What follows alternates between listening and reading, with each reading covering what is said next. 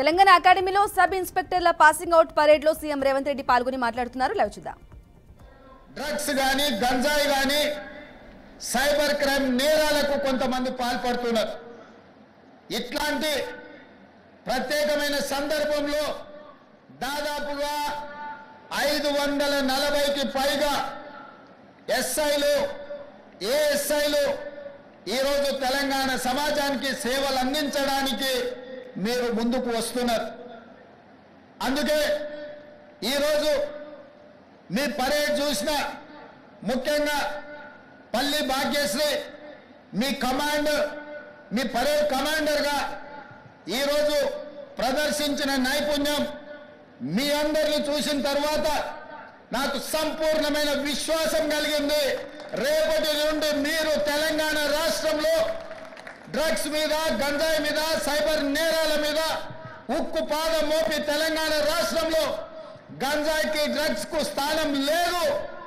అట్లాంటి కార్యక్రమాలకు ఎవరైనా పాల్పడితే వాళ్ళని ఎవరిని క్షమించము అనే విధంగా మీరు ముందుకు నడుస్తారని మాకు సంపూర్ణమైన విశ్వాసం కలిగింది. మిత్రులారా, ఇది ఉద్యోగం కాదు, ఇది ఉద్యోగ భద్రత కాదు మీకున్నది. తెలంగాణ రాష్ట్రంలో ముఖ్యంగా పోలీసు విభాగంలో చేరే ప్రతి యువతి యువకుడికి ఇదొక భావోద్వేగం. ఇది ఉద్యోగ బాధ్యత కాదు, ఇదొక భావోద్వేగం. ఈ రాష్ట్రాన్ని మనం వందలాది మంది మీలాంటి నిరుద్యోగ యువకులు ఉద్యమకారులు ప్రాణ త్యాగాలు చేసి తెలంగాణ రాష్ట్రాన్ని సాధించుకున్నాం. ఈ సాధించుకున్న రాష్ట్రంలో వ్యసనాలకు తావు ఉండకూడదు. గంజాయి, డ్రగ్స్, సైబర్ నేరాలకు ఎక్కడ కూడా అవకాశం ఉండకూడదు. ఈ తెలంగాణ రాష్ట్రం మనది. 4 కోట్ల తెలంగాణ ప్రజలు మన కుటుంబ సభ్యులు. వాళ్ళు ఎలాంటి సమస్యలు ఎదుర్కొన్నా అది మన వైఫల్యమే అవుతుంది. మన మీద సంపూర్ణమైన విశ్వాసం పెట్టుకొని ప్రజాప్రతినిధులతో పాటు 24 గంటలు ప్రజలకు అందుబాటులో ఉండి ప్రజలకు అవసరమైన అందించే సేవలు పోలీసులే. పోలీసులకు సమయం లేదు, సందర్భం లేదు. ఏ సమస్య వచ్చినా, వరదలు వచ్చినా, కరువు వచ్చినా, లేకపోతే భూకంపాలు వచ్చినా, శాంతి భద్రతల సమస్యలు వచ్చినా, లేదా మత కలహాలు వచ్చినా, ఆర్థికపరమైన నేరాలు జరిగినా, ఏది జరిగినా ముందు బాగానే ఉండి ఆ సమస్యల మీద పోరాటం చేసేది పోలీసు సిబ్బంది, పోలీసు విభాగం. అందుకే నేను మీతో పంచుకున్నది ఇది ఉద్యోగం కాదు, ఇది ఒక భావోద్వేగం. ఈ భావోద్వేగమే ఈ తెలంగాణ రాష్ట్రాన్ని పునర్నిర్మించి భవిష్యత్ తరాలకు బంగారు బాటలేసే బాధ్యత మన అందరి మీద ఉన్నది. అందుకే ఈరోజు తెలంగాణ రాష్ట్రంలో ఒక పక్కన నిరుద్యోగ సమస్యను పరిష్కరిస్తూ ఇంకొక పక్కన విదేశీ పర్యటనలకు వెళ్ళి జాతీయ అంతర్జాతీయ స్థాయిలో తెలంగాణ రాష్ట్రానికి వేలాది కోట్ల రూపాయల పెట్టుబడులు తీసుకొచ్చి పరిశ్రమలను స్థాపించి ఆ పరిశ్రమల ద్వారా లక్షలాది మంది నిరుద్యోగ యువకులకు ఉద్యోగ ఉపాధి అవకాశాలు కల్పించాలన్న ఆలోచన మన ప్రభుత్వం చేస్తున్నది. ఈరోజు ఉద్యోగాలే కాదు, నిరుద్యోగ సమస్యను పరిష్కరించడమే కాదు, ఈ సమాజంలో పెట్టుబడులు తీసుకురావడమే కాదు, రైతన్నలు, నేతన్నలు, పట్టెడు అన్నం పెట్టేది రైతన్నలైతే ఆ రైతన్నలకు ఆత్మగౌరవంతో బ్రతకడానికి నేతన్నలు సహకరిస్తున్నారు. నేతన్నలతో పాటు గీతన్నలు ఈరోజు మన సమాజంలో ఉన్నారు.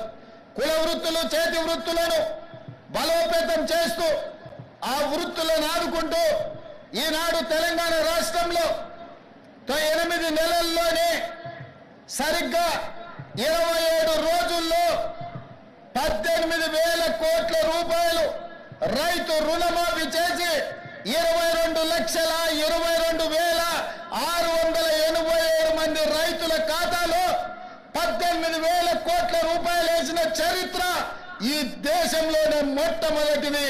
తద్వారా మీరందరూ రైతుల బిడ్డలు, గ్రామీణ ప్రాంతం నుంచి వచ్చిన వాళ్ళు, వ్యవసాయ సమస్యలు, రైతుల యొక్క కష్టాలు తెలిసినోళ్ళు. నేను కూడా గ్రామీణ ప్రాంతానం నుంచి, వ్యవసాయ కుటుంబం నుంచి వచ్చిన వాడినే. రైతు యొక్క కష్టాలు నాకు తెలుసు. అందుకే 18,000 కోట్ల రూపాయలు కడుపు కట్టుకొని నిధులు సేకరించి 18,000 కోట్ల రూపాయలు ఈనాడు రైతుల ఖాతాలో వేసి రైతన్నల కళ్ళల్లో ఆనందం చూస్తున్నాం. వ్యవసాయం దండగ కాదు, వ్యవసాయం పండుగని నిరూపించి ఈనాడు తెలంగాణ రాష్ట్రంలో రైతుల ఆత్మగౌరవంతో తలెత్తుకునే విధంగా రాష్ట్ర ప్రభుత్వం నిర్ణయాలు తీసుకుంటున్నది. ఇవాళ ఈ తెలంగాణ రాష్ట్రం పచ్చగా ఉండాలన్నా, పసిడి పంటలు పండాలన్నా ప్రాజెక్టులతో పాటు చెరువులను కుంటలను కాపాడుకునే బాధ్యత మన మీద ఉన్నది. నిన్న మన మీరందరూ చదివి ఉండొచ్చు, చూసి ఉండొచ్చు. రేవంత్ రెడ్డి గారికి ఏమొచ్చిందయ్యా, హైడ్రా పేరు మీద మీ చెరువుల్లో విలాసవంతమైన విల్లాలు కట్టుకుంటే ఆయన నేల గూలుస్తున్నాడు అని.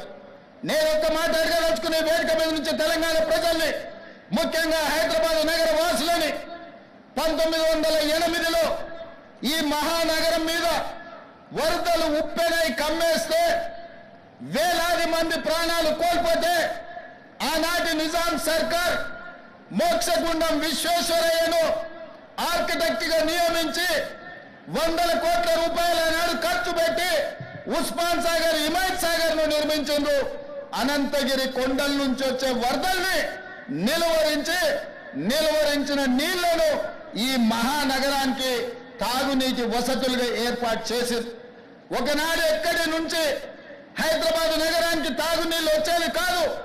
ఉస్మాన్ సాగర్, హిమాయత్ సాగర్ నుంచే లక్షలాది మంది హైదరాబాద్ బిడ్డలకు తాగడానికి నీళ్లు ఇచ్చారు. హైదరాబాద్ దాహార్తిని తీర్చిన ప్రాజెక్టులు గండిపేట, హిమాయత్ సాగర్.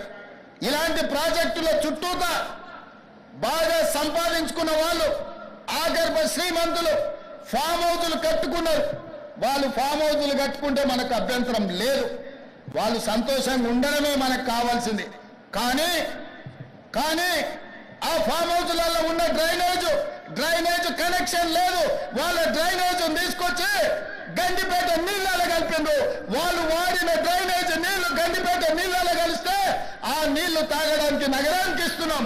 నేను అడుగుతున్న మిత్రులారా, ఇవాళ మీరు చెప్పండి, ఎవరో బలిసినోడు కట్టుకున్న ఫామ్ హౌస్ డ్రైనేజ్ నీళ్లు గండిపేట తాగి నీళ్ళలో కలుస్తుంటే ఆ నీళ్ళని నగర ప్రజలకు తాగడానికి ఇస్తే ముఖ్యమంత్రిగా నేను వైఫల్యం చెందినట్టు కాదా? ఒక్కసారి ఆలోచన చెయ్యండి.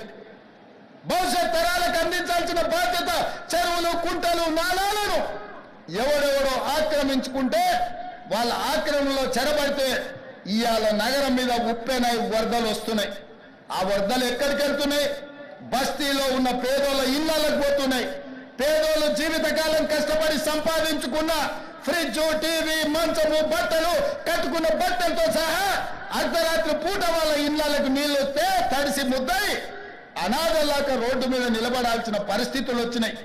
మున్నేరు వాగు పక్కన ఖమ్మంలో అయినా, వరంగల్ జిల్లాలో అయినా, హైదరాబాద్ నగరంలో అయినా, కృష్ణానది ఒడ్డున మునిగే ప్రాంతాలైనా దుర్మార్గులు ఆక్రమించుకున్న చెరువుల వల్లనే ఇవాళ వరదలు వస్తున్నాయి. అందుకే హైడ్రాను ప్రారంభించినాం. హైడ్రా స్పెషల్ టాస్కే ఈ చెరువులను ఆక్రమించిన వాళ్ళను చెరబట్టాలని